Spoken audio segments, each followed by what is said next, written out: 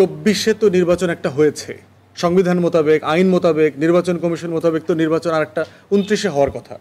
তাহলে কিসের ভিত্তিতে আমি আগামী ফেব্রুয়ারিতে নির্বাচন চাই? সংবিধানের অধীনে তো আমি নির্বাচন চাইতে পারি না। নির্বাচন তো একটা হয়েছে। এখন বলতে পারেন যে দেশে তো সরকার পালায়ে গেছে, সংসদ নাই বলেই তো 106-এর অধীনে আপাতত নির্বাহী সকল কার্যক্রম পরিচালনা করবার জন্য এই অন্তর্বর্তীকালীন সরকারকে দায়িত্ব দেওয়া আছে। তাহলে সে কয়দিন দায়িত্ব পালন করবে সেটা তো মেয়াদ বলে দেওয়া নাই। তার মেয়াদ হচ্ছে 24 থেকে অনগোয়িং মেয়াদ 29শে জানুয়ারি পর্যন্ত। তাহলে এই যে বিএনপির প্রপোজিশনটা কিন্তু কন্ট্রাডিক্টরি প্রপোজিশন।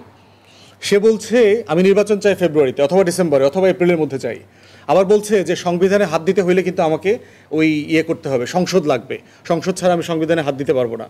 তাহলে এই প্রপোজিশনটাকে আমরা মনে করি দ্বিচারিতা মনে করি। আমরা বোধ করছি যে এইটাকে একমতের ভিত্তিতে কাজটা করা দরকার। ফেব্রুয়ারির নির্বাচন 106-এর অধীনে হইতে পারে না। ফেব্রুয়ারির নির্বাচন সংবিধানের মধ্যে হইতে পারে না, সিম্পলি ফ্রেমে নাই। ফেব্রুয়ারিতে নির্বাচন হওয়ার একমাত্র ম্যান্ডেট হচ্ছে গণঅভ্যুত্থান।